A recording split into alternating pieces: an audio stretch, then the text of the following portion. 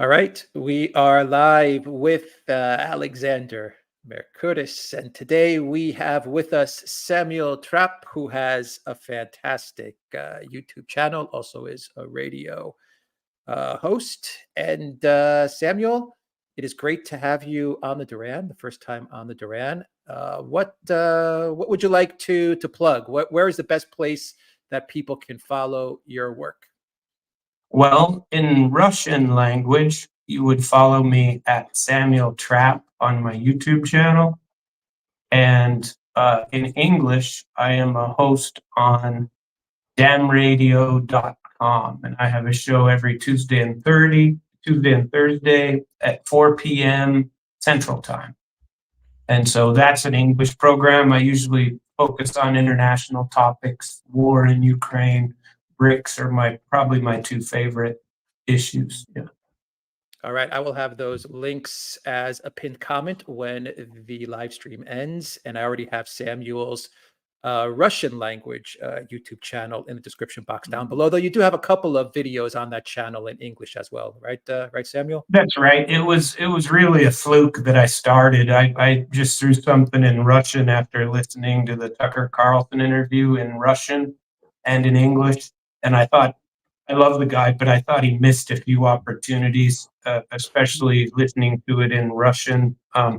It's like I felt like Putin opened the door for him to a couple of areas that he could have gone into a little deeper, but because of a translation that didn't quite hit the spot, as it were, he missed it. And he didn't miss anything. He did a great job, but I just felt like no, I'd have gone there. That's another question. So anyway, that's how I got started in Russia. And there were so many people in Russian that watched it. I just kind of started doing Fantastic. one with yeah. All right, fantastic. And now you are with us on the Duran. So let's say a quick hello to everyone that is watching us on Odyssey, on Rockfin, Rumble, theduran.locals.com, and on YouTube. A good day to everyone that is joining us for this live stream. And a big shout out, a hello and a thank you to our moderators on the chat. Peter, hope you are doing well. Peter, great to have you with us. Zariel is back in the house. Hope everything is going well, Zariel. And I think that is it for the moderators. And Alexander, Samuel, let's talk about what is happening in the world, what is happening in Russia, what's going to be happening in a couple of weeks in Kazan with a big BRICS event. Alexander, Samuel, the floor is yours. Because there's no one better to discuss all of these things with than Samuel, because Samuel is in the general area. He's not far from Kazan in Russia, and he is familiar with the town itself, the city, I should say, and of course he takes a particular interest in the development of the BRICS.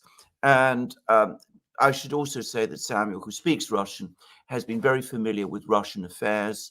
He's able to discuss with us the situation in Russia and give us a sense of where it's going.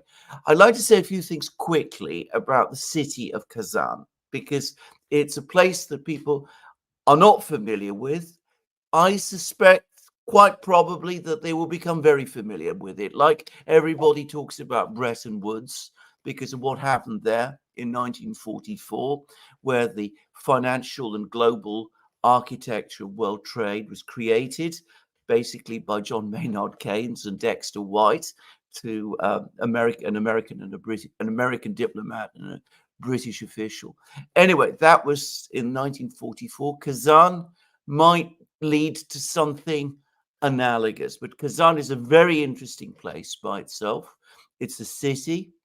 It was the capital of the Tatar Khanate within Russia, what became Russia.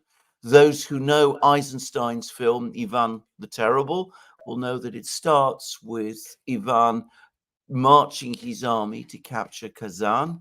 Kazan then becomes part of the Russian Empire. Important family based there. The Yusufs became the Yusupovs, who married into the Romanov dynasty, and one of them by the way, was involved in the assassination of Grigory Rasputin. So here, this is a major, powerful local family converted to Orthodoxy. There's, at the same time, in Kazan, it's still the capital of the Tatar people of Russia. It is an economic powerhouse. It is an intellectual powerhouse. It has a tremendous Kremlin, a fortress, where there is both a cathedral and a mosque. And I should say that the communities, to my best understanding, work with each other very well. There is a famous university, one of whose alumni is a man called Vladimir Ilyich Ulyanov, better known to the world as Lenin. So, and not far away from Kazan, there is also a gigantic factory where Russia, and before that the Soviet Union, built strategic bombers, and they also built helicopters in Kazan. So it's an industrial, economic, intellectual powerhouse, and it's distinctive in many respects from other Russian cities. So that's a brief account of Kazan, a place which perhaps, given that it is, at least in theory, geographically in Europe, people in Europe should know better about, but they don't know very much about. But anyway, Samuel, this is not your first time in Kazan.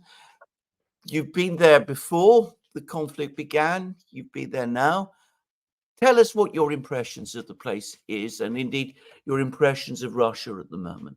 I mean, is this a place buckling under the weight of the sanctions, or is it something else?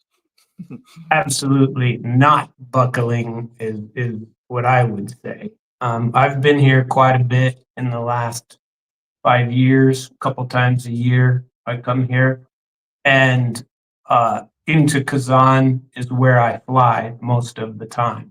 And a little bit of changes you can certainly talk about post-sanctions are that money has a little bit more of a problem. Used to be pretty easy over here.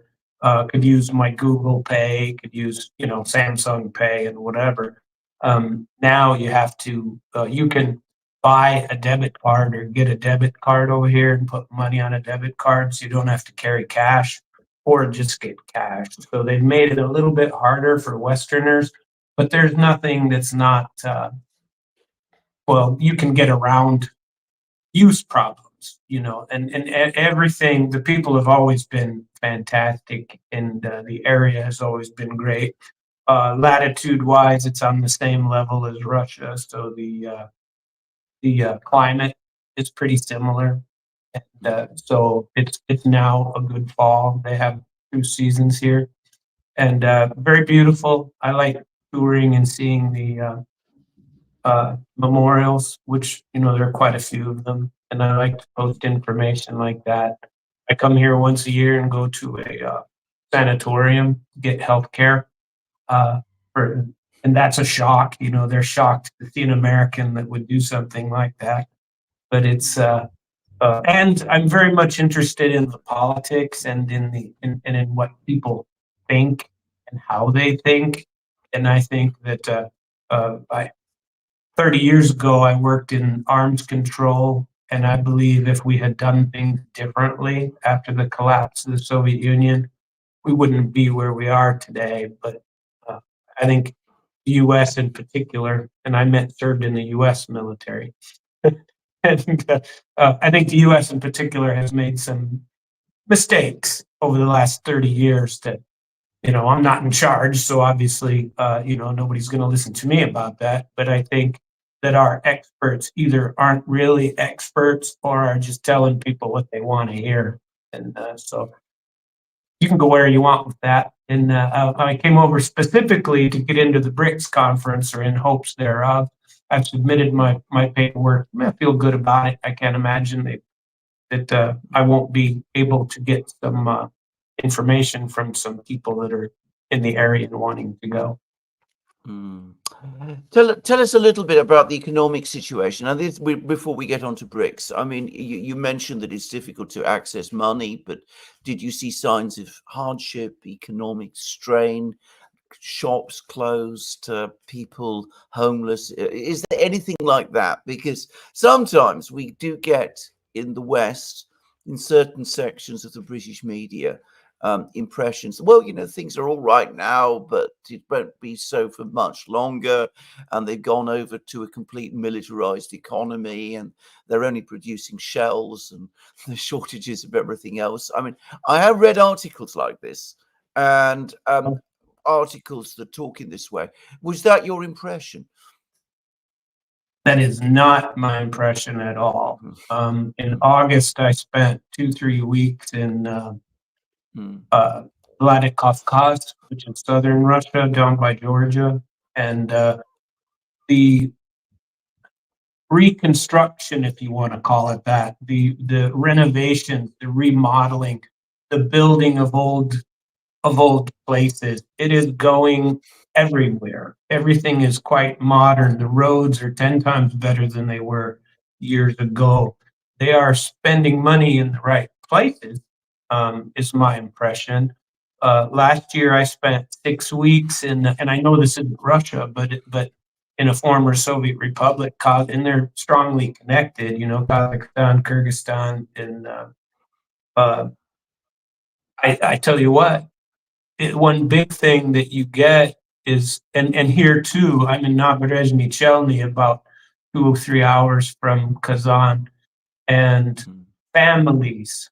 When you see people having families and lots of younger children, and see that, you're not having, it's not like they don't have any hope. You know what I mean? It's, who's going to have a family in a place where you're not going to be able to raise them or offer them things, offer them good schools? And so I disagree strongly with those people who say that Russia is backwards, that Russia doesn't have, and a lot of that funding I know is extended to the places that used to be part of the Soviet Union too, but all of them are experiencing great development, and which is why I wanted to come to BRICS. It's a different way of thinking completely than the way, and I'm an American, born in America, I'm a patriot. I love America and all of those things, but I'm not so sure we're going to be the greatest country in the world as long as we think we are, especially if we don't start thinking a little differently. You know what I mean? Absolutely. Let's start talking about the BRICS. Before we do, what do people in Kazan make of it all? I mean, because the city is now hosting this event, presumably preparations are underway to receive everybody. Is there excitement? Are people talking about it? Is this something that the local newspapers and television is talking about? Or is everybody just going about their normal lives as usual, even as great events happen around them? Just asking.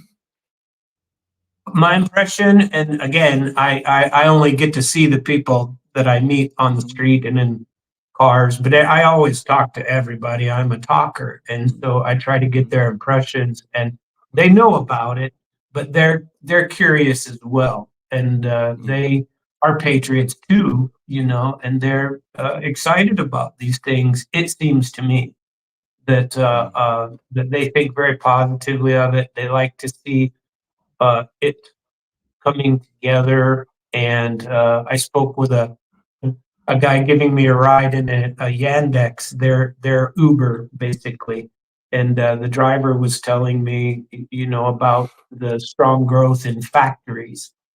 He says, I work in a factory, and that factory I can make a good wage, and on the way home from work, he drives 45 minutes back and forth. He used his car to be a Yandex driver, and I happened to catch him, on his way home from work. And so the same as us in America, you know what I mean? There are big things that are happening, and they're paying attention, but they may not be obsessed with them like some of us are, me in particular. But I like talking about those things. But generally, very positive, and they know quite a bit, very well informed. Tell us about the BRICS, because of course, if you read the media here in Britain, and I'm obviously based in Britain, but I think the same is true of the United States. One of the most interesting facts about the BRICS is that nobody ever talks about it.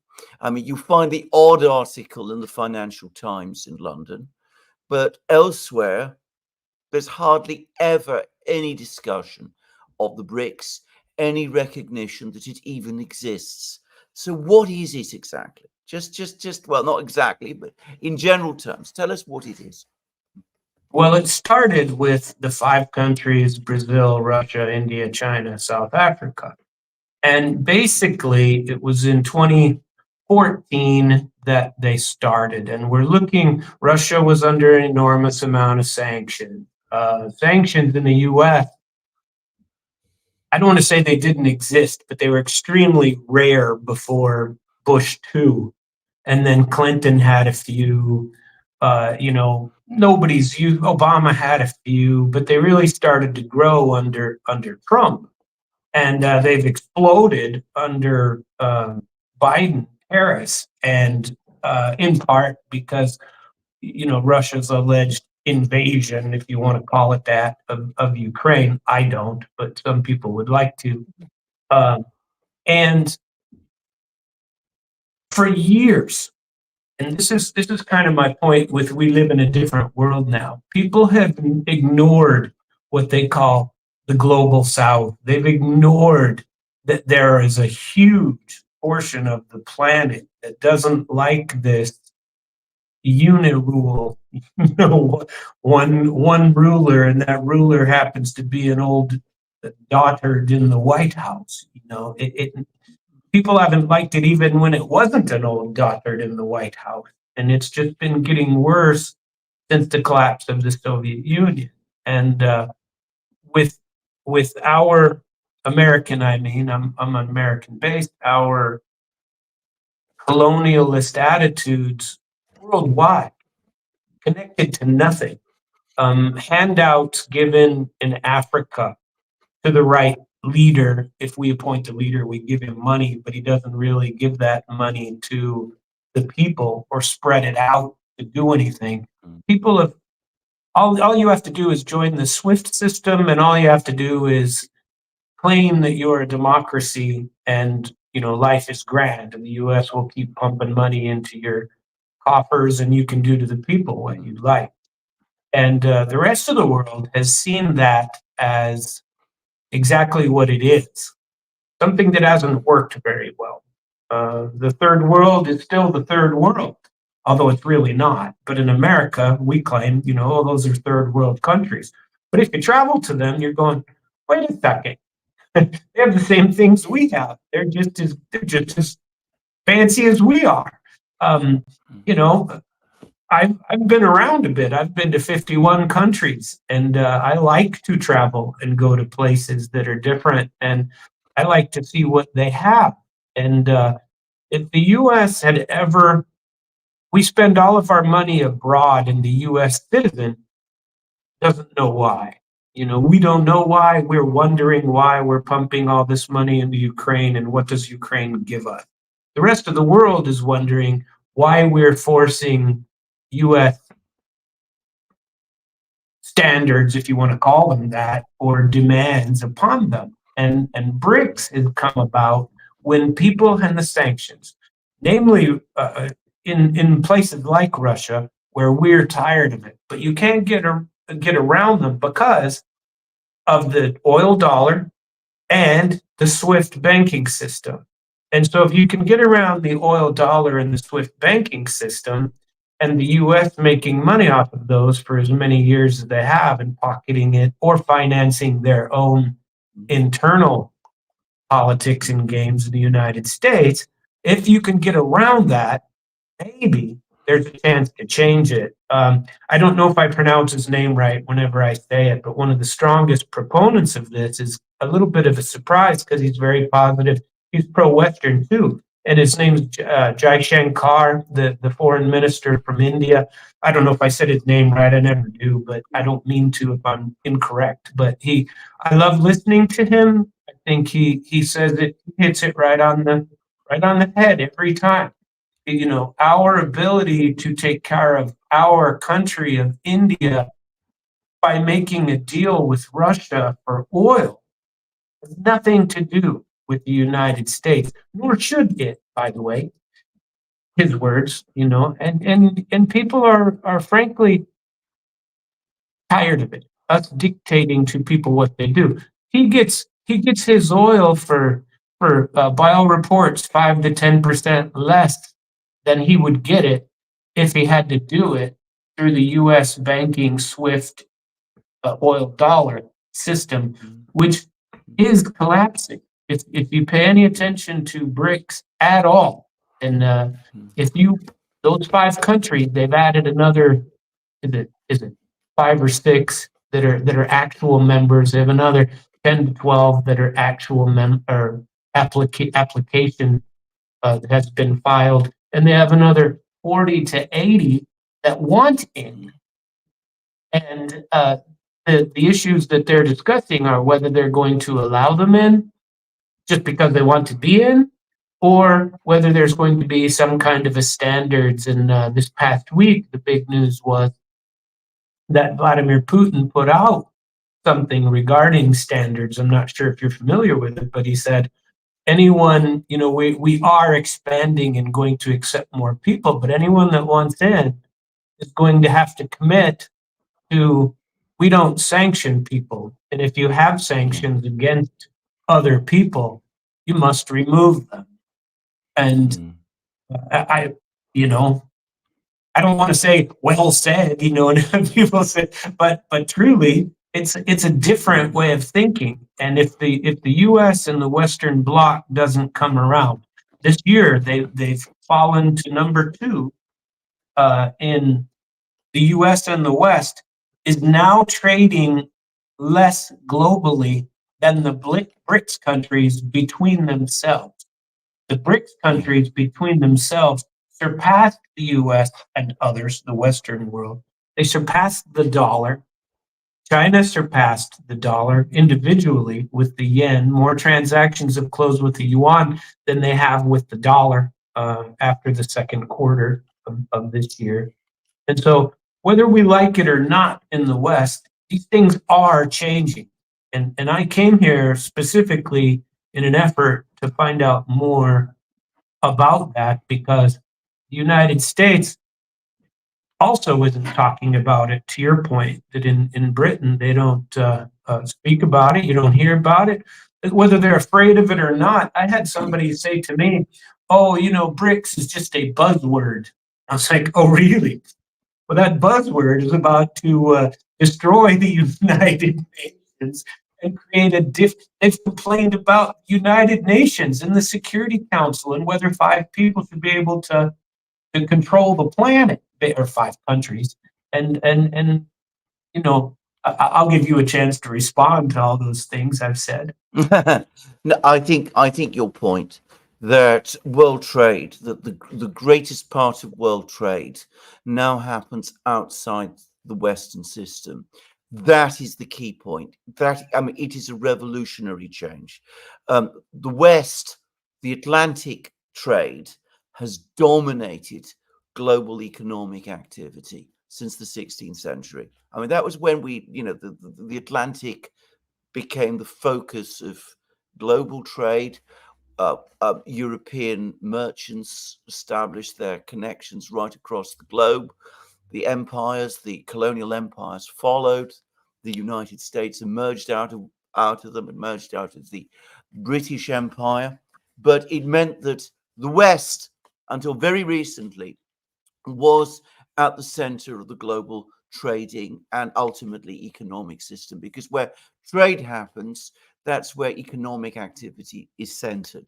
And for the first time since then, since the 16th century, we have the shift away. We have a shift back towards the Pacific, towards China, towards the Eurasian states. And this is something that ultimately is going to dictate everything else. It's going to affect and change everything. This is my own view. And what we're going to see in Kazan, what the BRICS is all about, to my way of thinking, is how to organize this change, which has come about organically, and basically to set out the broad rules for how it is conducted, because trade does need rules. You need to know how to transfer funds. You need to also be confident that when you do transfer funds, they will get to the other side, to where you're moving your money to. You want to ensure that your contracts are adhered to and abided by. So you need to work through all of that system. And that, I think, is what BRICS is ultimately about. It's about setting up the trade and architecture of this changed world, which is no longer centered so much on the West. And now, just before I continue, I would first ask you whether you agree with that perspective. The second is, can you give us some idea, because you said that we have the core states, but lots of others are coming. And maybe you could tell us a little bit about who is coming, which some of the Arab states and the oil producers, I understand, are coming. But also now all kinds of other countries want to join. Turkey, Syria, Cuba, I believe, has just made an application. Algeria, Ecuador, I think. Was it where? I'm not, Colombia, I think it was. Anyway, first of all, do you agree with my overall perspective? And secondly, as I said, who exactly is coming to BRICS and who's going to be representing them there? I mean, you mentioned Jai Shankar. I absolutely agree with what you have said about it's long overdue. It's kind of an organic change that I used to say, 6-10 years ago, that everybody knows that China is going to surpass the United States. It's just a question of when. And they have a plan. Their plan, they actually plan something. In America, our plan changes every 4 years. It's a different plan. But you can't really make any forward progress when somebody turns around every 4 years and goes the other direction.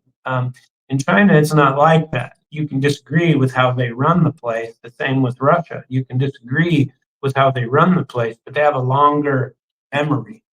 So this BRICS has been going on for at least 10 years, maybe a little more, and the founding countries were Brazil, Russia, India, China.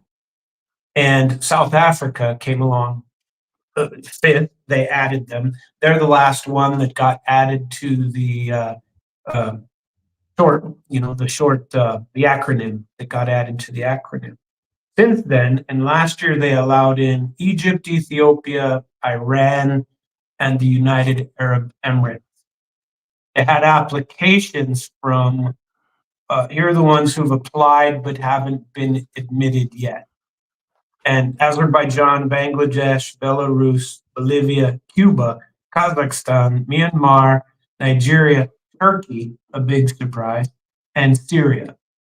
And there was talk several months ago of another 24 to 40 that wanted to come in. And then the US, Western media used this to beat up and say they've frozen admission to BRICS, they're falling apart. That's not true.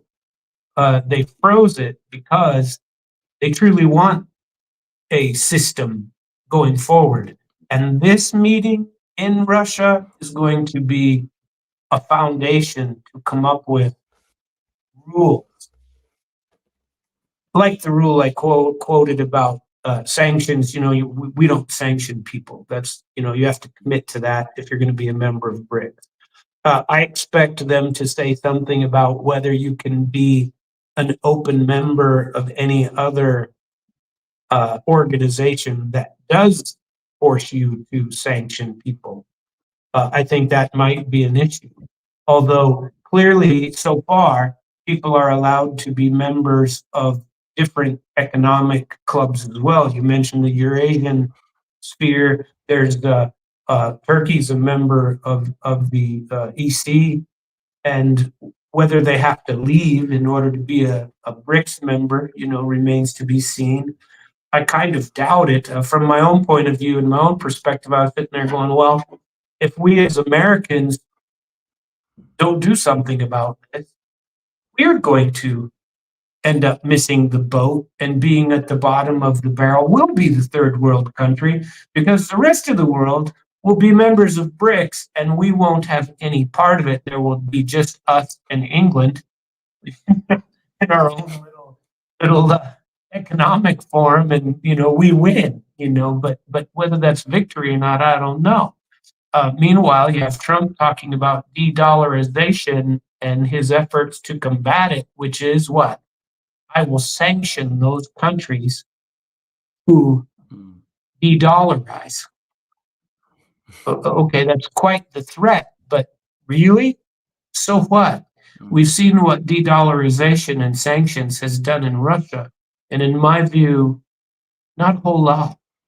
Russia is better than it was 5 years ago, and certainly better than it was when I was here multiple occasions in the 90s. It's no longer run by bandits. Your thoughts about what you think of Russian political system, can be your own, but they rule the place on behalf of the people, whether they're bandits or not. You know what I mean? Yes, you can disagree with the political theory. You can disagree with whether democracy is, the best, or whether a king is better. I lived in Qatar for 2 years, and there was a prince, I believe he was, but the place was run like clockwork. There's no problems there. That place is great. So I don't know that I'm so stuck on democracy, and this world that is stuck on democracy is going to lose out if they don't start paying attention to the way that other people run their countries, more along the lines of acceptance and diplomacy, instead of forcing whatever your view is of Western democracy down other people's throats. It hasn't worked for a couple 100 years, and it's probably not going to work going forward, especially now. I think it's going to go faster and faster. I didn't expect BRICS countries to surpass the West for several years. I believe it's coming, and it's coming extremely quickly. And this conference is one of the most, you mentioned Bretton Woods, one of the most important meetings, basically, of the 20th century. And the 21st century, guess what? It's this meeting, I think, and what they do to organize a global structure, because the UN isn't working. If you pay attention to those Security Council meetings, which I know you do, they are strongly against. Everyone is. There were at least 10 to 15 foreign ministers that came and spoke against this hegemony and in favor of multipolarism and, honor other cultures. Quit trying to shove the will of five down the throats of the rest of the world. So where we are. Tell us about this discussion that's going on about payment systems, because I noticed that in Russia, Putin had a meeting just a couple of days ago. His central bank chair, Nabulin, led it, which was all about setting up international payment systems. And you talked about SWIFT quite a lot. What does Putin, what are the Russians, what perhaps does BRICS, because it's clearly connected to the summit meeting. What's all that about? Well, if you go to the BRICS website, it's BRICS Russia 2024. There is, I did this on my radio show a couple of weeks ago. I tried to point out all of the international focuses that they are making right now. One of them being an international system of payments. There's international legal transactions and how we're going to do it. Everything that the UN or the does in New York, with all these side meetings and committees on finance, on how we pay in and out, on banking rules and rules of exchange, and how you determine the rate, and sporting activities and travel. There's a COVID group. People are meeting to discuss COVID, World Health. They are literally creating an international, a global society to compete with the United Nations, because they've talked about for 10 years when Sergei Lavrov gave his speech in the UN, and I always listen to him with great interest because he's so well spoken. And he said, we are meeting an anniversary here where we said that in 10 years we would address this changing the structure for the benefit of the rest of the world with a new committee at the G7, and nobody's done anything. He said, I am embarrassed to be sitting here knowing we haven't done anything.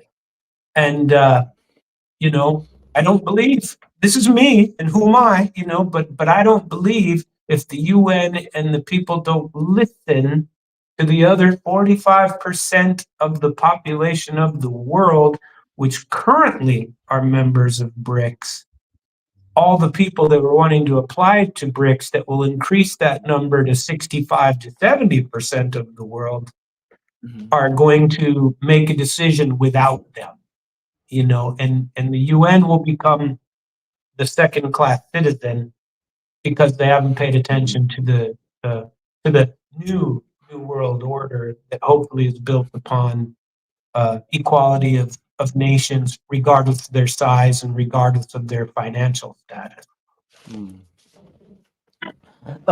Bretton Woods created various institutions which, in theory, were supposed to mediate world trade. There was the IMF, which most people don't know, but it was basically, the IMF was basically set up by at the instigation of John Maynard Keynes to regulate the exchange rate system, the system of controlling currencies, regulating how currencies were to operate, and to transfer funds to make sure that currency relationships remained stable.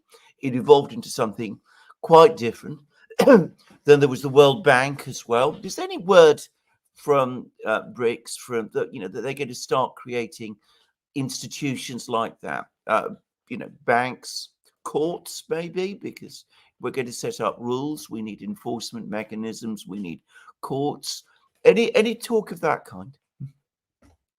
Throughout the month of October in Russia, in many different cities, there are different subcommittees of BRICS that are meeting. A lot of them in Moscow, quite a few of them in Moscow, in fact. One of those has to do with creating a new exchange system. Russia created its own exchange system about 8-10 years ago.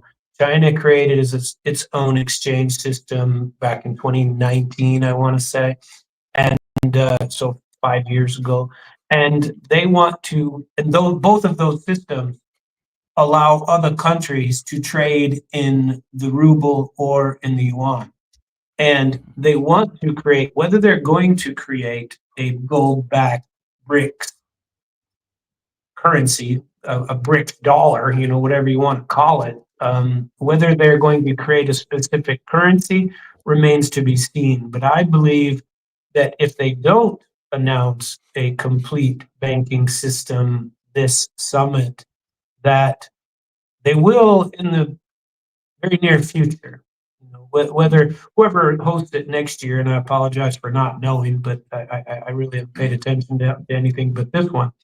Whoever hosts it next year is going to have a lot of additional work. There are, like I said, at least 40 more countries that want to join, and Russia is the chair for this year.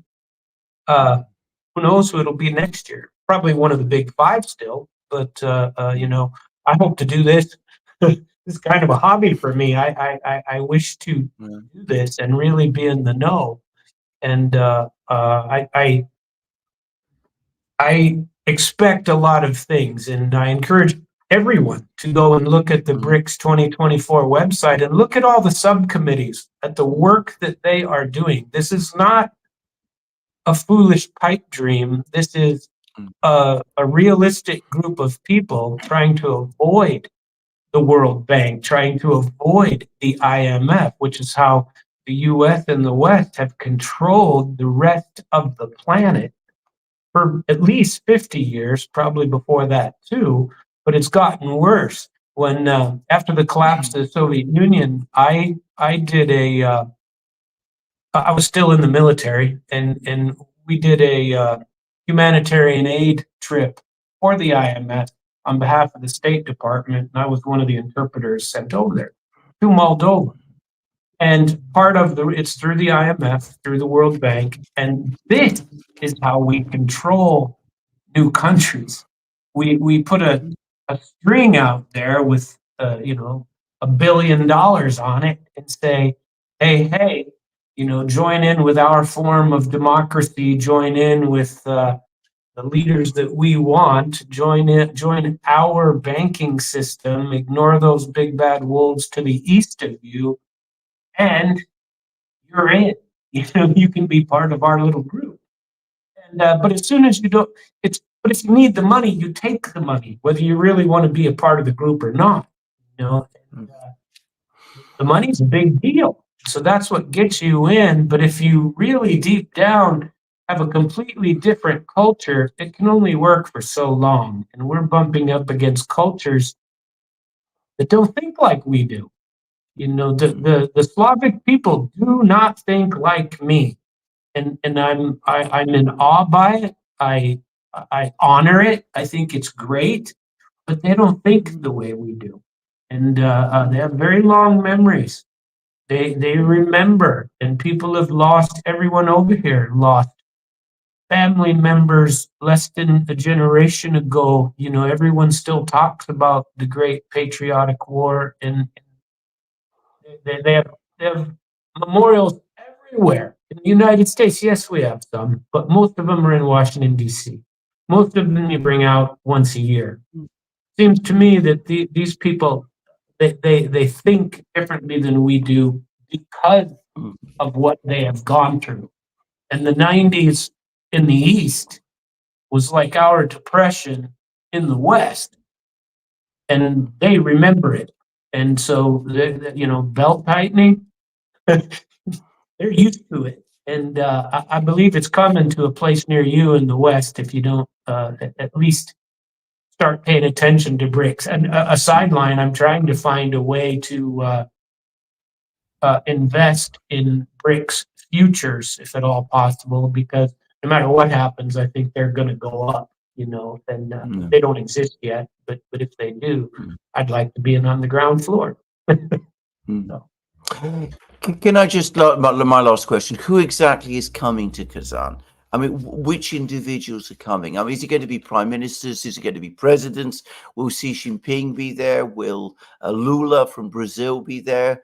Who is going? I mean, Erdogan, is he coming? I mean, people of that kind. Is it going to be on that level? Because that can make a difference. If it's they haven't announced the exact attendees yet, but it'll be foreign minister and above. For everyone. These are big deals. Putin is expected to be there, which means a lot of other heads of state will be here. And I think, at least for the opening ceremonies, I mean, you know how that goes. They'll have an initial meeting and then split up. And when you're actually approved to attend, you get an attendee packet and all of those things. I haven't received mine yet. Still very hopeful. And we will see. If I do, I'll certainly let you know. But even if I don't, I'm going to hover around there anyway and see what I can do and see if I can get in. But the countries that are coming, all the 5, all the other 6, and all of the 24 to 40. There's word that upwards of 97, finding a place to stay, nearly impossible. It is going to be packed, and the Kazan airport I've been into and out of many times, and it's a good sized airport. I mean, Kazan is about 800,000 people. It's a good size, and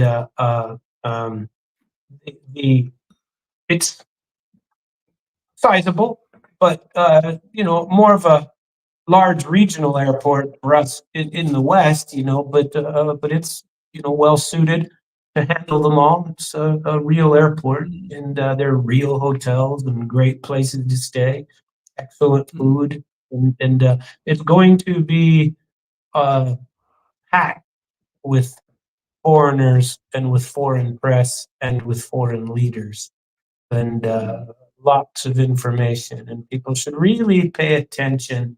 And it's like you said, the West is, if we ignore it, maybe it'll go away, but it's not going away. Absolutely. So, Samuel Trapp, thank you very much. If you could just stay there a little while, I'm sure we've got lots of questions. I'll pass you over to Alex now. Thank you for your clear answers to all my questions. Thanks for having me. Samuel, you have 10, 15 minutes to go through some questions from viewers. Sure. Yeah.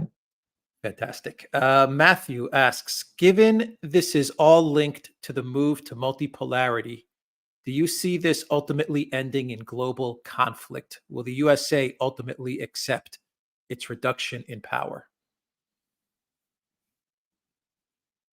My initial response would be, I'm not sure that they have any choice. But then the subcategory of that is, I've felt for years that our country is run by maybe not the America, I mean, maybe not the wisest of people. And we keep getting pushed toward global conflict instead of away from it. But I'm not necessarily, do I intend to vote for Donald Trump? Yes, I do. But I don't necessarily believe that he's a whole lot better than the alternative. It's just he's not one of them. You know what I mean? And if he is smart, he won't keep saying things like, I'm going to sanction the rest of the world, I'll tell them what to do. Being a global player isn't necessarily being the strongest, and I'm not so sure that we're really the strongest anymore either. If our weapons in Ukraine are any example, there's a lot of argument to be made that our weapons won't really stand up to a true test. The rest of the world isn't necessarily Iraq 15 to 20 years ago.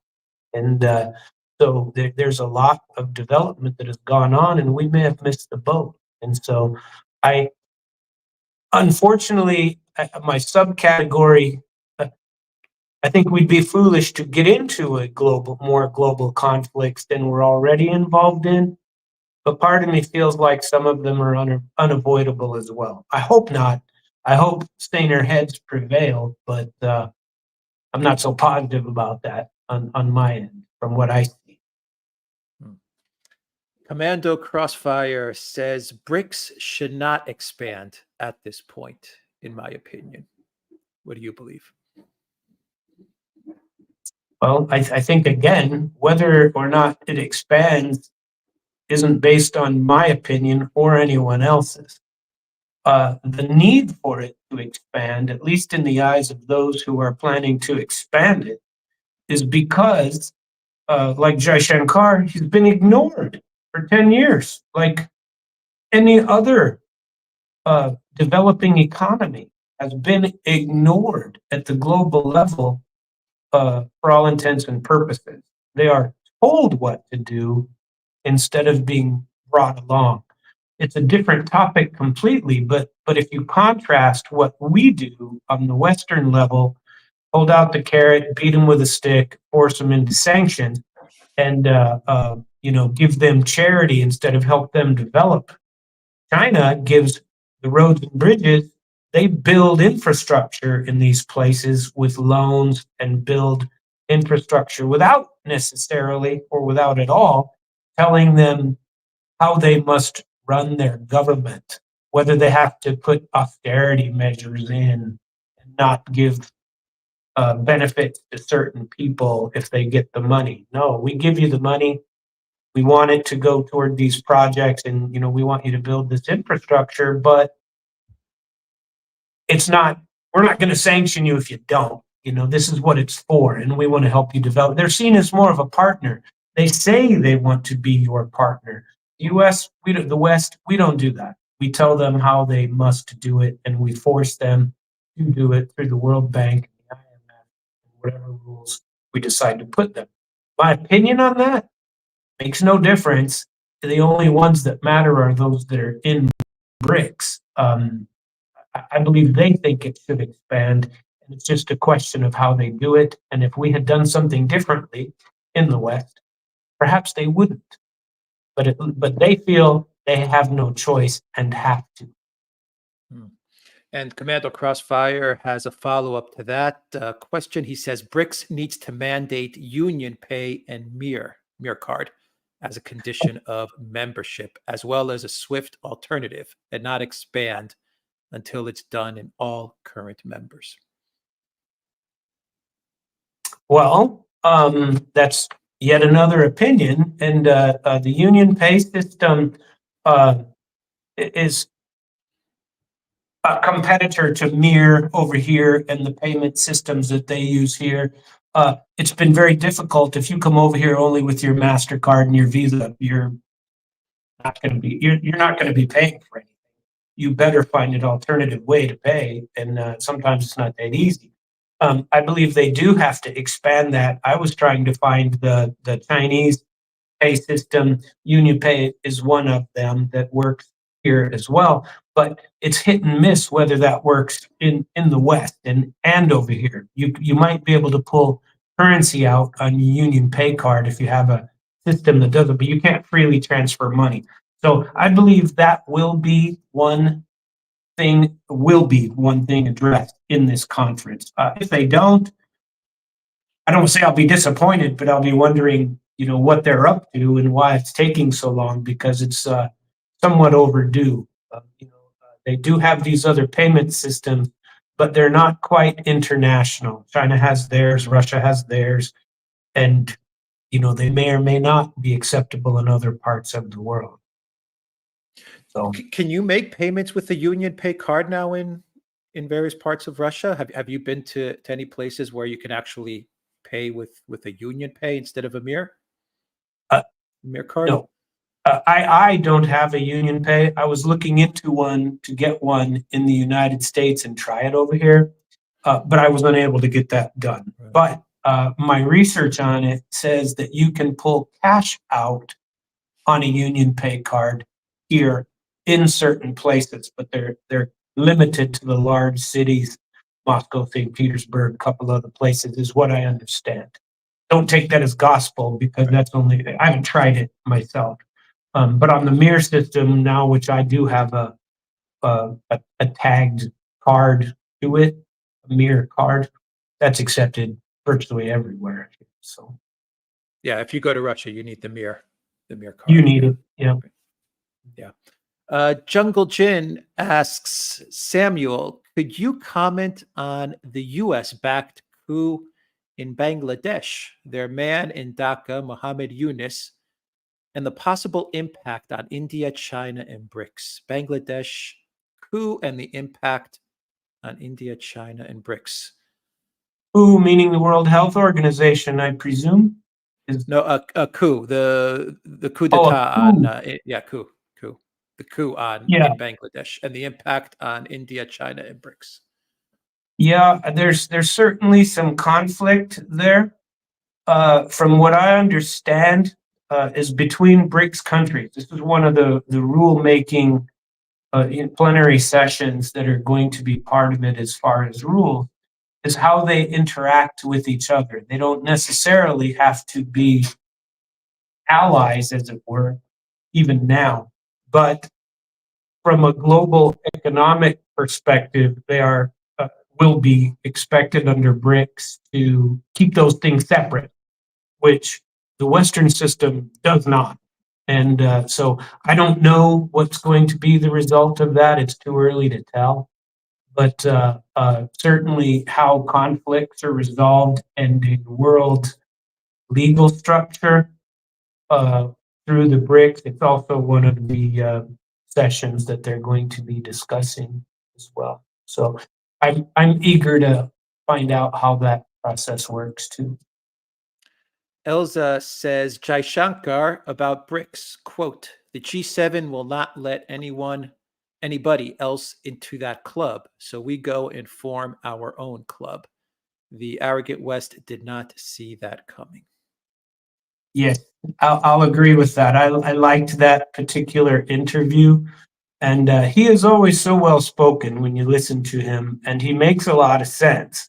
And, you know, from the American perspective, we're a bunch of know-it-alls on the world stage, you know what I mean? And it's long past time for people to really understand that just because you're not from America doesn't mean you're not intelligent or that your opinion doesn't count. And I know that's extremely basic and somewhat condescending, but sometimes from the Western perspective, the non-Western perspective, that is how people see us from America.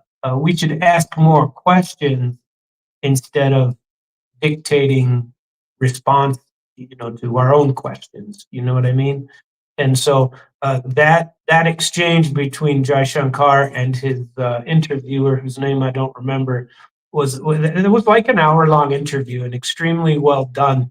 And he listed out exactly the multipolar structure that they think is so important. The fact that India, in particular, since colonial times, Britain, geez, they've only been their own country for, I don't remember the exact number of years, but isn't it like 30, 35 years? It's not very long that they've been their own.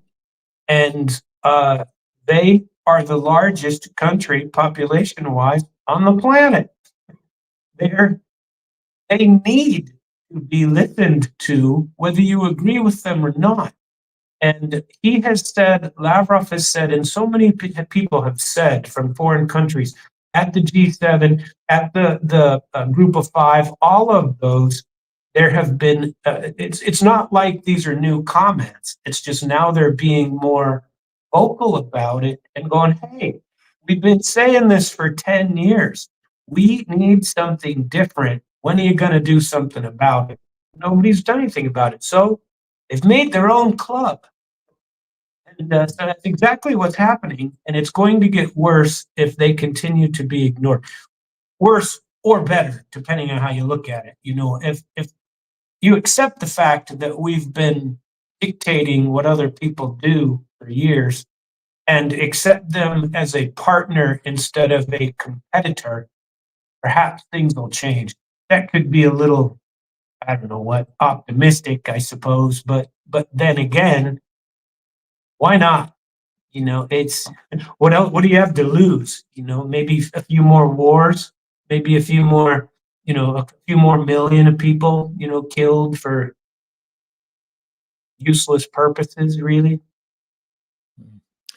You have time for one more, Samuel? Sure. Okay. Yeah. From Nikos, this is a two-part question. Let's go with the first question. Recently, Wikipedia declared that Russia and China are dictatorships. Russia and Belarus are both prosperous. So why is the West better than them? I've never believed better than them, and I'm a person who grew up with the Cold War as the background. I was in the military starting with the Cold War as a background, and my speaking Russian and being part of the arms control effort of the INF Treaty and the Nuclear Threshold Test Ban Treaty and underground nuclear testing, I was part of the inspection team on the U.S. test site for the last underground nuclear test that was conducted in the U.S., 91, 92. And way back then when they were stopping it. And those were valuable efforts. And even if you go from the point of view, whether or not you believe that Russia is a dictatorship or China is a dictatorship, who are we to dictate what another country should use as their form of government? What made us the ones who get to say that you can't have a kingdom or you can't have communism? If you claim that U.S. democracy is any better than the rest of the world's systems of government, that's a lecture for another 3-4 hours that I could conduct and would happily do so. But our government is just the weapon of the people that use it just as much as any dictatorship. And so that would be point number one. The question number one, whether or not they are dictatorships, Vladimir Putin has at least an 80% approvability factor in his own country. You can believe that or not believe it. I believe it because I've spoken to so many people over here, and not all of them are afraid to say in the privacy of a coffee room chat with Samuel Trapp, I can't tell you what I really think. No, they tell you what they think. They're as vocal as I am. And the bulk of the people are very supportive of what he's doing. Remember why? He turned around this country. Believe it, don't believe it, you don't have to trust me on that. But the people believe it because they had the 90s. The country was run by bandits. They were stealing everything. This is something we can feel free to talk about now. I was here during plenty of that, and it's a different country now than it was then, whether you accept it or not. So dictatorship or not dictatorship, different form of government, okay. But if you can back your people on the world stage, nationalist or not, I think Putin has done a good job of doing that. He's not my president. I don't have to back him.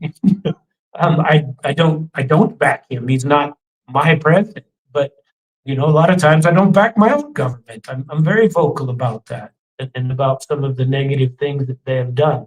But I don't necessarily see that as whether dictatorship or not. I don't believe that. I don't believe there's enough evidence to say that it is a dictatorship. And I could put plenty of arguments on the other side of that. But the bigger point is, what does it matter as far as the world stage goes? I don't believe it does. So that was part one. Part two. That was part one, and part two is we've seen Putin and his accomplishments in Russia and BRICS, as well as his own society. However, I think he has ignored the young people in Russia. I'm not so sure I agree with that one either. I'm somewhat of a follower of current events in Russia, of course, and with the BRICS this year, they had a young persons conference, and they invited young people from all over the world. If he doesn't care about young people, I don't see it. And in fact, there are stories of him treating very small children, kindergarten-aged children, conversing with them, giving them time.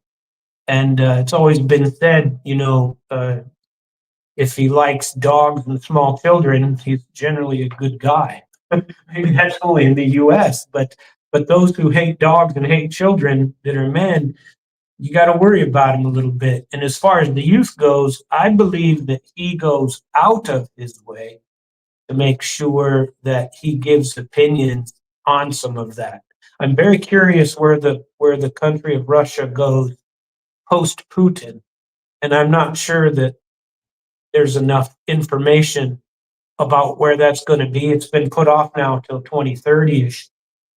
Whether he goes again, I can't imagine that he would. So sometime over the next 6 years, there's got to be some form of development of a next generation of political leader that takes care of the country in the way that most Russians feel that Putin has.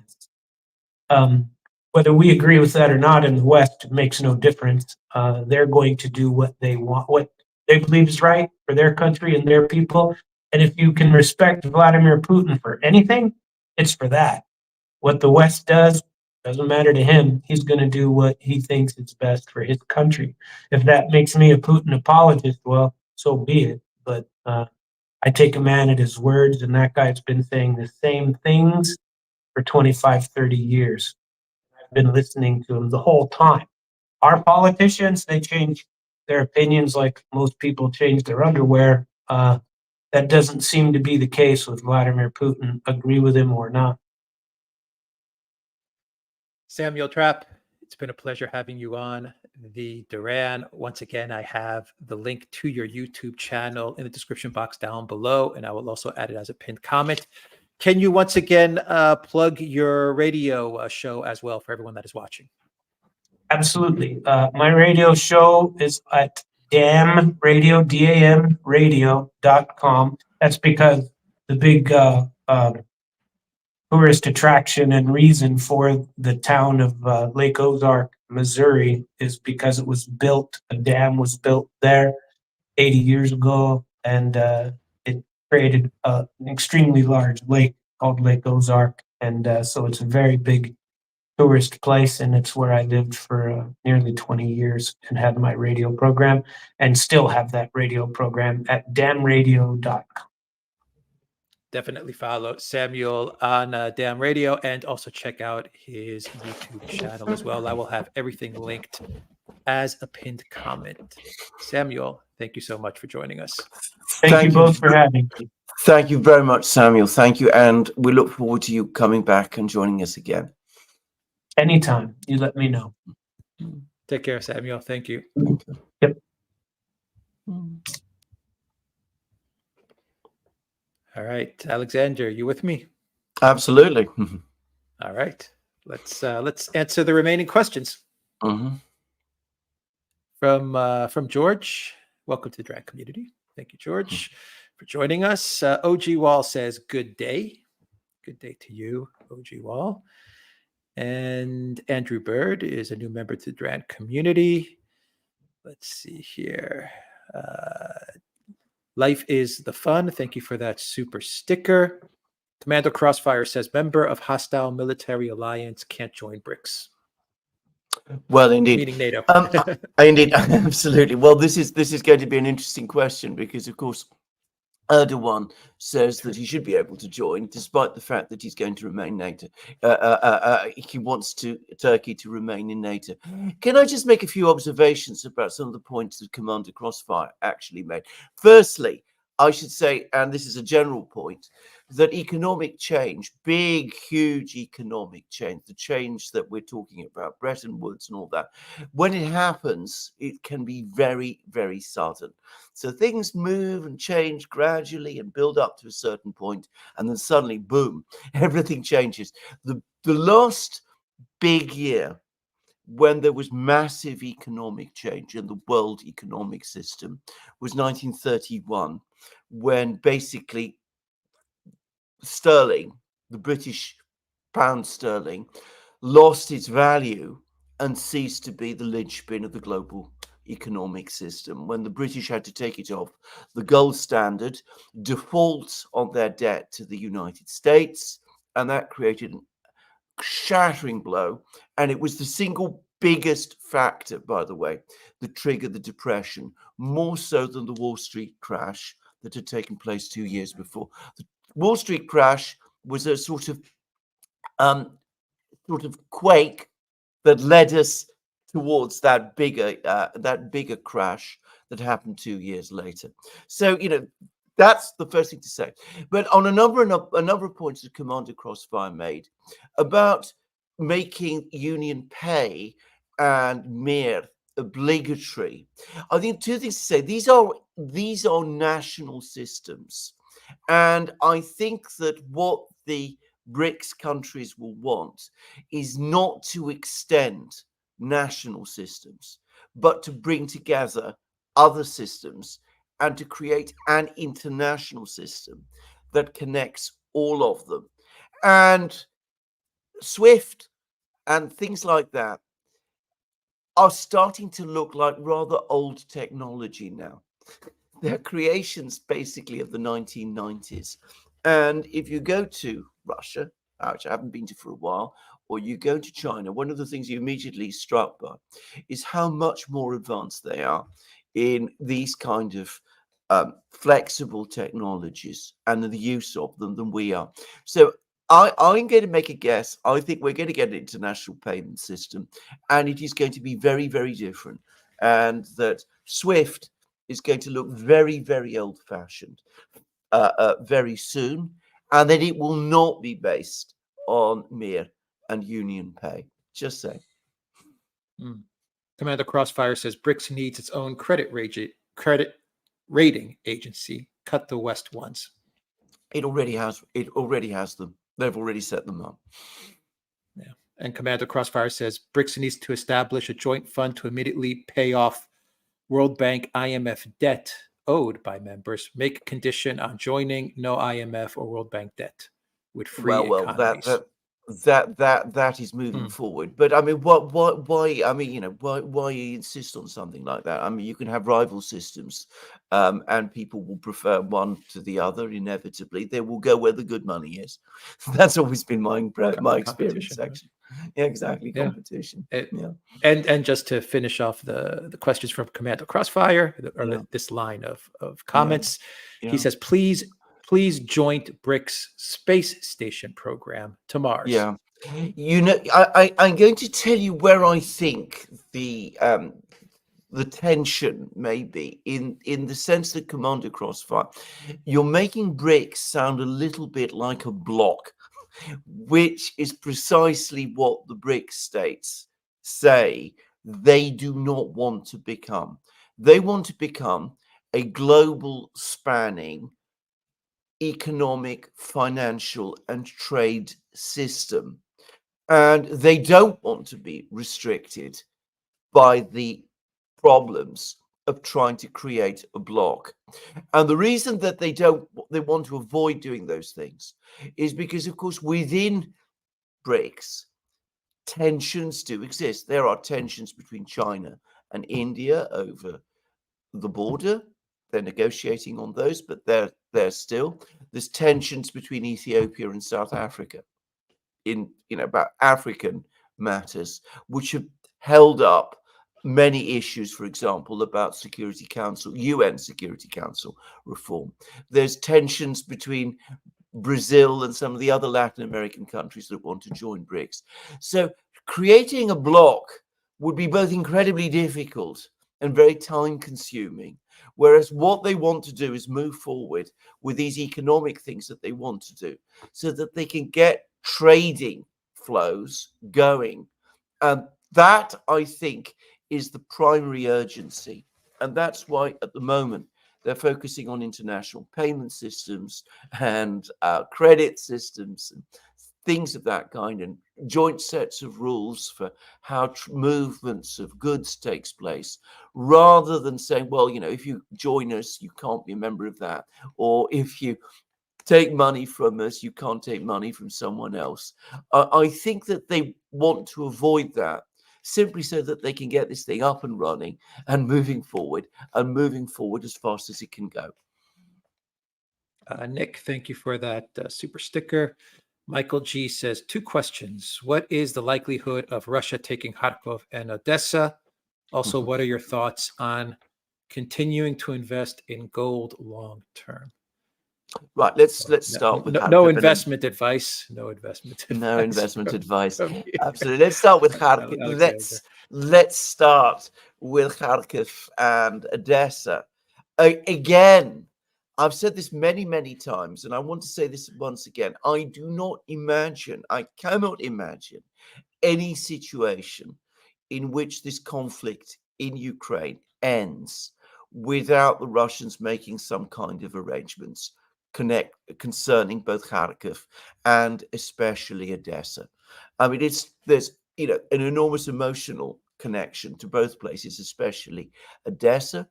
Both cities are have been historically a key part of the Russian economic landscape. And in the case of Odessa, there is also the ultimate issue of control of the Black Sea, in the sense that if Odessa remains part of a pro-NATO Ukraine, then the position of the Black Sea is insecure for the Russians. And I think that's now become very clear and is a major priority for them. How that will happen, I don't know. It could go all the way from outright annexation, which, by the way, I suspect a lot of the people in these two cities would want. They would want to be back in Russia again. or there might conceivably be other arrangements. But that will depend on the bigger question of how this war ends. And that's partly a decision for the Russians, but it's partly a decision for the Ukrainians as well. I mean, if they negotiate now and try to come to terms with the Russians, they could save something.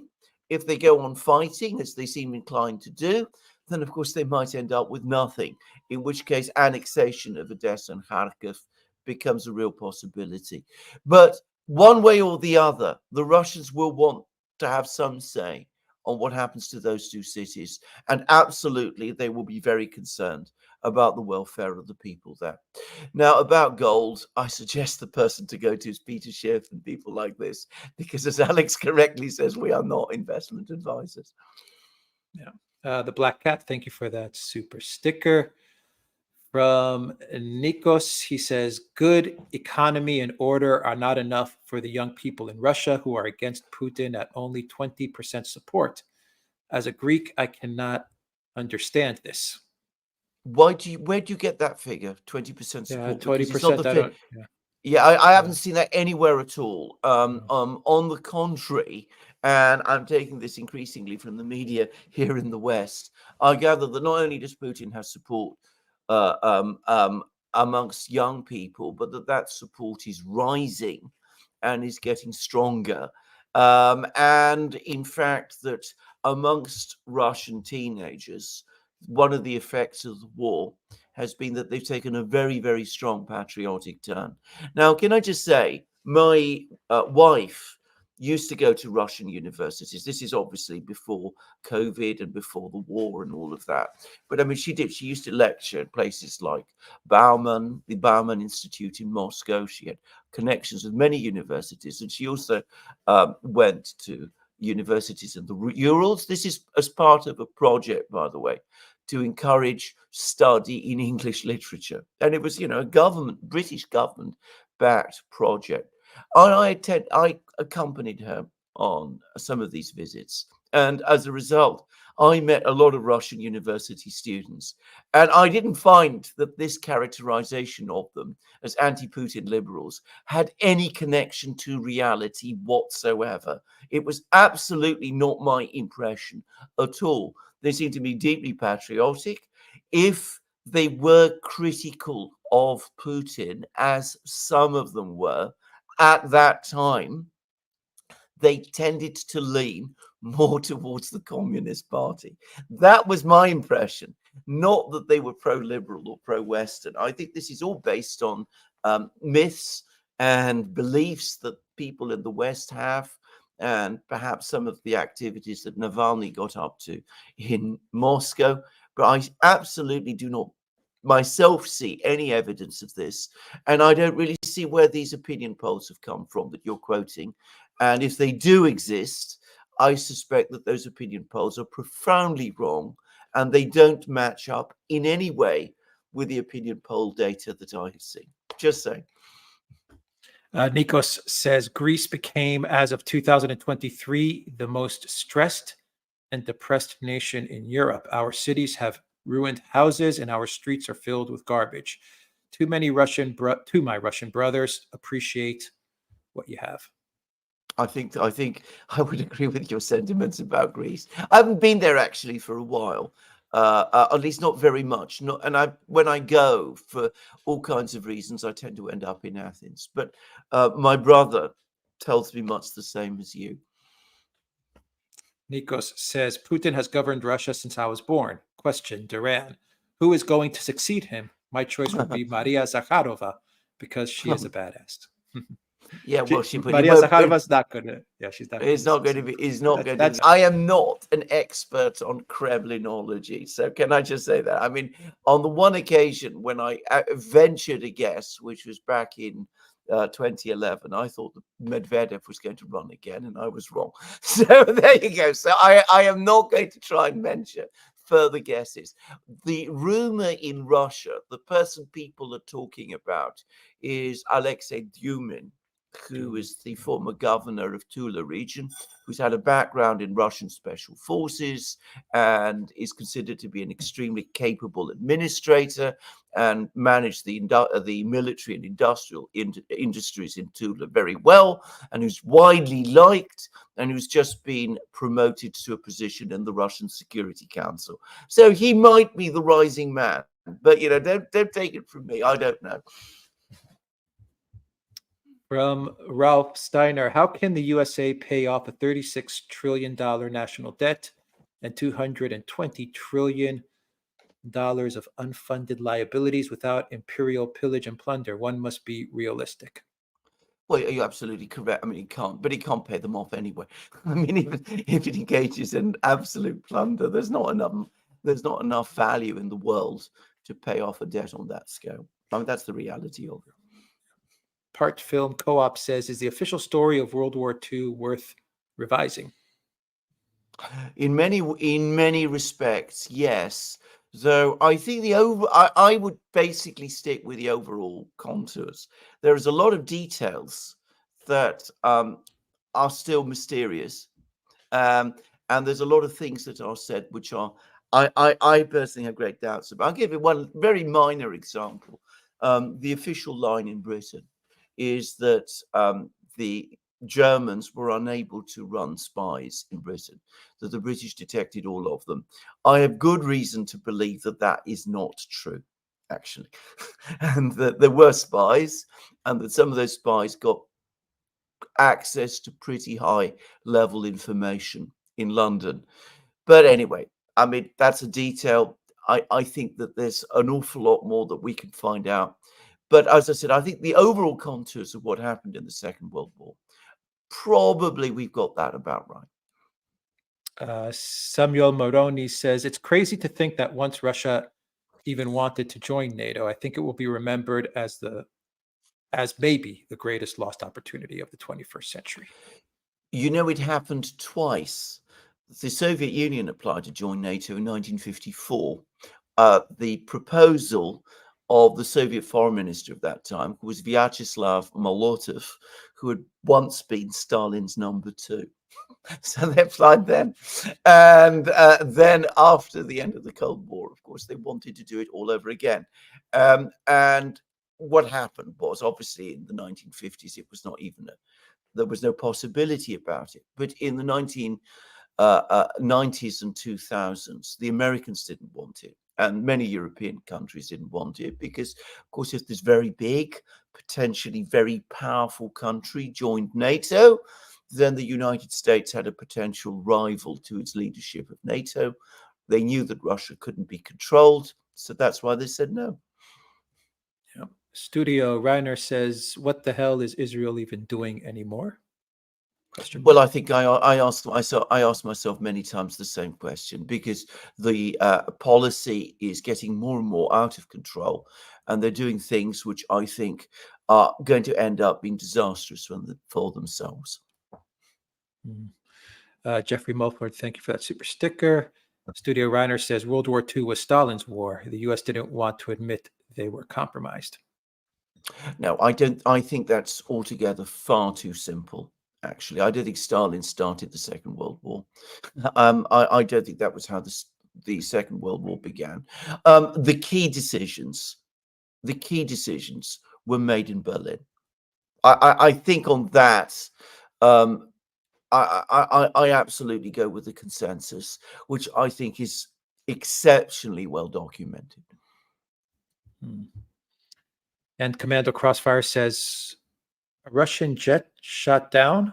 Russia done? Was it hacked or what? Are you referring to happened? the incident of the S-70 drone? Now, this is a sort of super advanced stealth drone, which was flying over Toretsk in Ukraine, and it malfunctioned in some way. And so it was shot down by a Russian fighter jet, a Sukhoi 57 stealth fighter jet. And there are huge amounts of speculations as to what happened, whether it was just because it was a new piece of equipment and something went wrong, and that's why it happened, that, crashed to Earth in that way, or whether in the alternative, the Americans managed to hack it, and it was being guided to some Ukrainian base, and in order to prevent it falling into American control, the Russians destroyed it. I don't know. I mean, nobody tells me about these things. The Russian General Staff presumably knows, the Russian Air Force knows, Putin presumably knows, but they don't share that kind of information with me.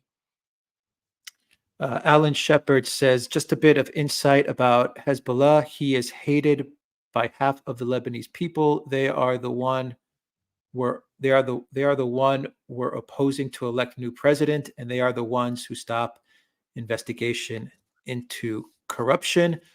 Most of Lebanese and Syrian Muslim Sunnis are celebrating in secret what Israel is doing to Hezbollah, as they have been involved in the civil war in Syria. There is lots of problems and divisions in Syria, and there are lots of opponents of Hezbollah in Syria. There are also a lot of supporters of Hezbollah in Syria, getting a huge amount of information from people in Lebanon. And I've had lots of contacts with Lebanese people in London. Some of them, by the way, do not like Hezbollah. And a Lebanese friend in Switzerland, just to say. The general consensus, the general sense I get from all of these people is that Hezbollah has gone through ebbs and flows of its popularity, but at the moment its popularity is rising. That's the consensus of information that I'm getting. Zariel says, great October start. Hello, gents, and have a good one. Thank you. Thank you. Thank you, Zariel. Thank you, sir. Ralph Steiner says, did the Americans give up when the Germans bombed Pearl Harbor? Hell no. And they aren't giving up now, because when the going gets tough, ? I'm a little bit confused. I mean, it was the Japanese who bombed Pearl Harbor, but the Russians, if it's the Russians that you're referring to, they're not going to give up. If it's the Israelis you're referring to, well, at the moment they're all in, as far as I can see. And if you're talking about Iran and Hezbollah, it seems to me that they're determined to resist. So there we go. I mean, that's I think the summary of the situation at the present time. Studio Rayner says, seriously, what the hell is Israel doing? Do the Arab states not realize without U.S. aid that they'd be conquered by Persia? Well, I whether the Persians, the Iran, has the ability to conquer the Arab states, I very, very strongly doubt, if I have to say. And I think if they started that kind of operation, the global community would oppose it anyway. And I don't get the sense that that's really what the Iranians are in for at the moment. Iran, it's widely overlooked, but 2023 up to October 7th had been for Iran a miracle year. They'd got admitted into BRICS. They'd signed major economic deals with the Chinese and the Russians. They'd achieved a rapprochement with the Saudis, very important rapprochement for them with the Saudis. Their economy finally was starting to boom. Living standards were beginning to rise. And every indication I have had, everyone suggests to me that the Iranians wanted to keep it that way. They wanted at least 5 years of peace and quiet so that they could develop all of these things and put their economy on a stronger footing, consolidate the political situation in Iran itself, work out who the successor to Khamenei is going to be. Remember, he's 85 and not particularly in good health, and build up their armed forces. They were not looking for a conflict at this particular time, and they certainly didn't have any plans to conquer the whole of the Middle East, which is far beyond their resources to do, as they very well know. 437 THX 1138 says the U.S. military industrial complex is not going to give up that cash flow. How far will they go? I'm worried about it. Well, that is the big question that it lies, in the background in all our programs. How far will they go? I mean, what will the United States do? Will rational voices prevail? Will people in the United States understand that trying to maintain this kind of hegemonic system is bad for the United States and ultimately very dangerous? and will certainly fail in one form or another. Or will the United States take a turn, start to prioritize its own problems, in which case, if it starts to do that, I'm confident that it can again prosper. This is the big unanswered question, and so much depends on how things develop in the United States, and the elections that are coming, of course, are going to be an important message and also, a pivot point. But, I can't answer that question. Again, it's one of those huge questions that is very difficult to give a simple answer to. Alan Shepard says, Alex, why are you still single? Time to find a lady and get married. This is addressed to me, Alexander. Obviously. Well, I mean, I got there. I got there in the end, but perhaps later, certainly a lot later in life than Alex is. 2025, Alan. 2025. I will make it happen. Okay. Right. Thank you, Alan, for that. Nigel Green says, another interesting stream, lads. And finally, Studio Reiner says, oh, right, about World War II. Prior to Hitler, the Allies were all united against Stalin, but Stalin had spies everywhere. It's why France fell so easily. It was already weakened. Well, I mean, Stalin did have spies in many places. He certainly had lots of spies in London, and as it turned out, he had lots of spies in Berlin as well, by the way. He wasn't always listening to the information his spies were giving him, as we now know.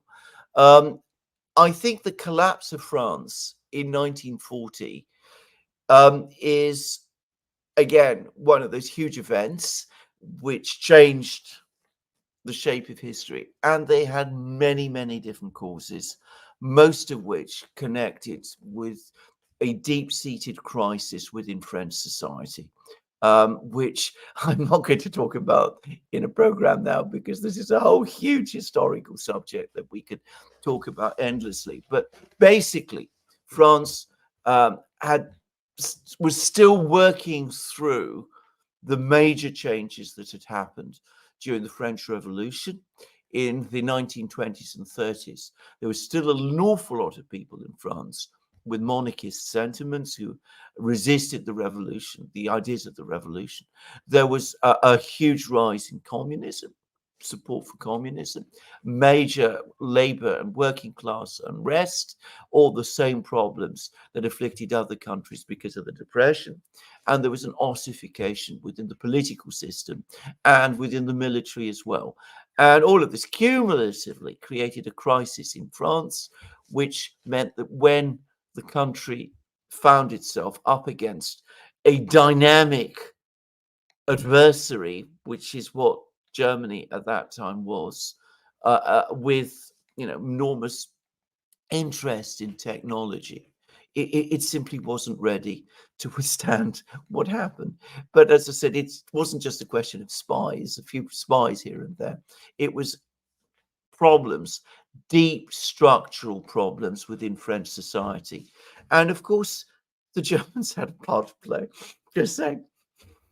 Ralph asks, does Israel have any spies in Washington, D.C.? I'm sure it does. Well, I'm sure. I know, we all know it does.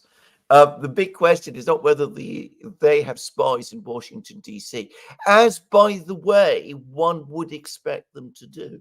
I mean, given how important the relationship with the US is, I mean, the Israelis would be negligent if they weren't taking steps to find out what's going on in Washington, even if it's not, not necessarily has to be done through spying, but they will have their own people in Washington keeping them informed and briefed about what's going on. And that's understandable. The big question for me is, does Washington have spies in Israel? Because I think it should do. I think it needs to be much better informed about policy making and decision making in Israel than it is. And I get the sense that Washington, not just the administration, but Washington generally, has very, very little idea and understanding of what is going on there. And from Samuel Moroni, was the USSR collapse inevitable? Could it have been avoided? I don't think anything is ever inevitable in history, and I can imagine that things might have been done which could have had different outcomes.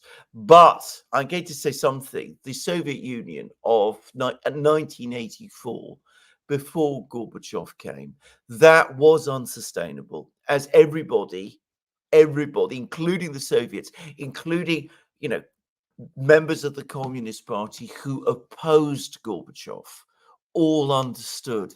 The question was not whether there should be change. It was what direction that change should take. Gorbachev took it in one direction. There were a lot of others who wanted to take it in a completely different direction. Maybe if they'd won out in the power struggles in the Kremlin, that would have worked out better. But again, also, you always have to remember that the Russian people also had their say. I mean, they were not just passive onlookers to what happens. They had agency too. And again, they all wanted changes, and they wanted changes of a particular kind. I doubt that in 1984, they would have wanted the Union to break up. But, well, who knows? All right. On that note, we will end the live stream. Your final thoughts, Alexander, as I do a final check. We're in a pivotal time. I mean, this is a moment in history which people are going to look back on, and they're going to look at and say, all of these things were going on, and people in the West were oblivious to them.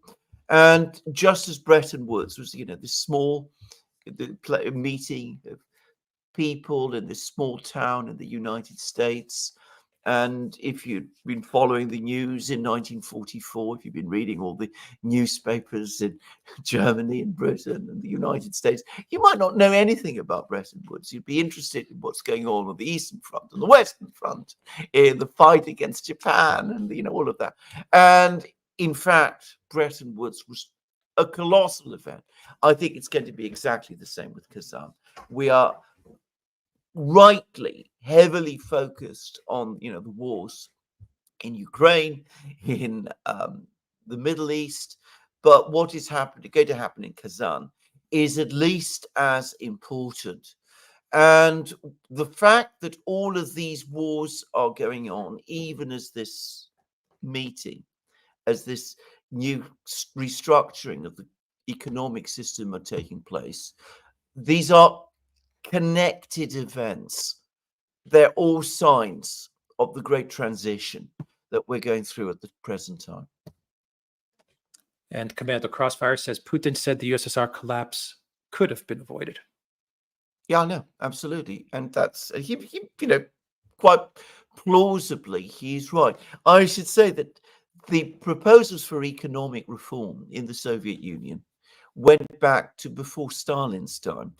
We know quite a lot about what Stalin was up to in the last years of his life. And we know that he was planning a very extensive economic reform himself. He wanted to reintroduce market aspects into the economy. He wanted to move towards a gold-backed convertible ruble, though it's not exactly clear what that would have involved, but he wanted to introduce it by 1958. He already was seeing that there needed to be changes even that far back. The problem was that his successors lacked his authority and weren't able to conduct reforms and never had a clear idea of what those reforms should be. And the final two questions, Alexander, final two super chats. Studio Reiner says, first time in history, 1 year live genocide. It's like the Hunger Games. That is from Studio Reiner. Oh. And from Ralph Steiner, no one saw World War III coming, right? Nobody did. And nobody saw World War One coming. Lots of people saw World War II coming. Just to say. So, sometimes people can see wars coming. Yeah. And from Tabernacle, getting high on our own supply, law of attraction isn't a military or political strategy. Believe, conceive, achieve is for yoga, not world affairs. I completely agree. I totally agree. By the way, on the question of seeing wars coming, I just would point out that we were saying back in August that there was going to be a big smash in the Middle East. We said it. Yeah. Just go back and watch our programs. And Studio Reiner says, Yuri Bezimov, the Cold War never ended. We are Soviets now. Well, yeah, it certainly feels like that. I mean, you know, with all the things that are going on in the United States, the attempts to control information flows, the hysteria, the denunciations, the trials, which aren't really trials, the court cases, which aren't really court cases. Those of us who studied Soviet history do indeed get a very profound sense of deja vu. Yeah. And Aisha says, I'm a young Russian. I sort of support our foreign policy, but concerned about the censorship here. They banned all Western social media here. Thoughts? Yeah. Yeah, I mean, I also think it was a mistake, actually. It was a mistake. I Yeah, don't. but it was a reaction as well.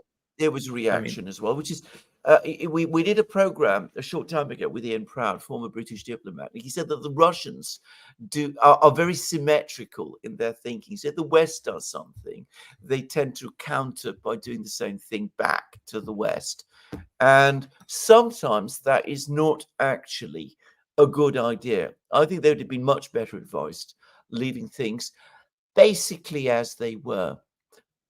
Just saying. Certainly with YouTube, just to say. Well, yeah. If there was no banning in the collective West, there would never be any in Russia either. That's no, but still, I think that the banning was not the right move. Even though it's symmetrical, I don't think it was the right move. They could have done something else. They should have left the platforms open. Yeah. Exactly. Jamila says, great work, gentlemen. And quick question. Why Russia is not going a little bit faster? Yeah, I ask this question all the time. I think that the Russians have developed their own idea about how to conduct the war, and I think that they feel that it's working well for them. It limits casualties. It prevents excessive political strains back home. It's also acceptable to their international backers, China, India, Brazil. They can work with the Russians whilst it is conducted in this way. And last but not least, and I think this is something that I hadn't myself thought about until fairly recently, but last but not least, I think that by going slow now, it ensures that when the Russians achieve their victory in Ukraine, it will be a total one. That resistance there will have been ground down to the point where further resistance beyond the war becomes basically unthinkable. And Ralph Steiner says, did you just fall out of a coconut tree? Going Kamala Harris. All right. Well, yeah, we'll leave it there on Ralph's super chat. Yeah, we will leave it there. All right. Thank you to Samuel Trapp for joining us on this live stream. Thank you to everyone that watched us on Odyssey, Rockfin, Rumble, YouTube, and the Duran.locals.com. Please join us on the Duran.locals.com. That is where you can find all of our work, just in case something happens. You can find everything on our locals page. And what else, Alexander? I think that's it. That's it. Do you have anything else? No, I've got nothing else. Absolutely. Yeah, well, of course, absolutely. Welcome to our moderators, but fascinating program. Fascinating program about, as I said, an event that people are going to be writing about in 100 years' time. Absolutely. And just as, you know, Keynes and Dexter White and all of those. Dexter White, by the way, was in contact with Soviet intelligence, just to say. But anyway, just as those people shaped the world we've known, Kazan, the people who meet Jaishankar and Putin and Xi Jinping will, of course, also be there. And Abulina will remember their names in decades from now, and people will be writing books about what happened in Kazan. That's my firm view. Yep. Hit the like button on your way out. Mm. Absolutely hit that like button. All right. Take care, everybody.